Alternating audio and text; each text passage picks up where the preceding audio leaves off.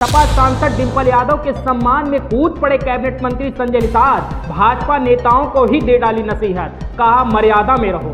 डिंपल यादव के बयानों पर भूचाल, भाजपा नेताओं ने की अमर्यादित टिप्पणी तो भड़क गए कैबिनेट मंत्री संजय निषाद। कहा दो चार सिरफिरों की बात, पूरी आस्था पर न उठाएं सवाल। हमारी सरकार सबको सुरक्षा और सम्मान देने को है प्रतिबद्ध। कहा भारतीय संस्कृति में अमर्यादित की नहीं है कोई जगह, हम सभी को अपनी भाषा और व्यवहार में रखनी चाहिए मर्यादा।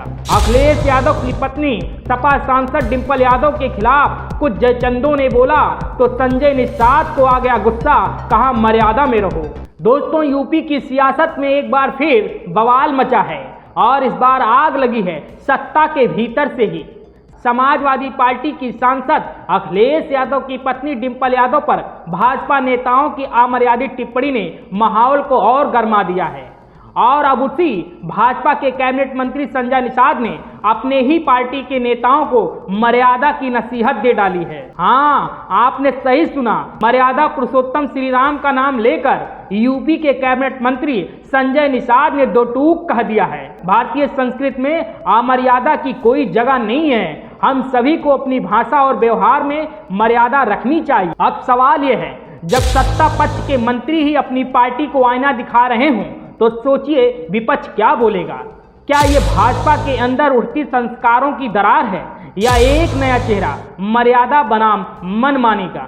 इसी दौरान जब कैबिनेट मंत्री संजय निषाद वाराणसी पहुंचे तो कार्यकर्ताओं ने उन्हें सिराखों पर बैठा लिया और फिर कैमरों के सामने मंत्री जी ने तीर पर तीर चलाए। कांवड़ यात्रा पर विपक्ष द्वारा की जा रही बयानबाजी पर इन्होंने कहा दो चार सिरफिरे अगर कुछ कह दें तो पूरी आस्था पर सवाल नहीं खड़े किए जा सकते। हमारी सरकार सबको सुरक्षा और सम्मान देने को प्रतिबद्ध है। लेकिन साथ में इन्होंने ये भी जोड़ा, धर्मांतरण कराने वालों पर भी नजर रखनी चाहिए। यानी साफ है, हिंदुत्व की लकीर खींची जा रही है, लेकिन अब बैलेंस के साथ, वोटों के साथ। अब बात चुनावी मैदान की करें तो संजय निषाद ने एक और बड़ा खुलासा कर डाला।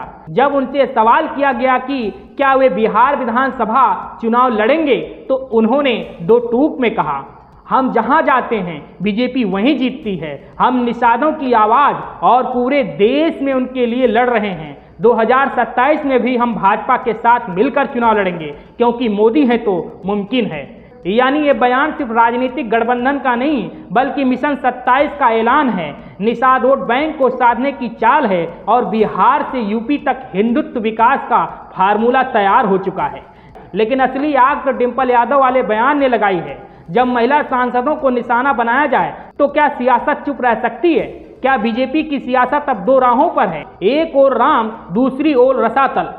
क्या सपा सांसद डिंपल यादव पर की गई टिप्पणी बीजेपी के मूल चरित्र पर सवाल नहीं है? और अगर मंत्री ही बोल रहे हैं कि ये अमर्यादा है तो क्या बाकी नेता अब अपनी जुबान पर लगाम लगाएंगे?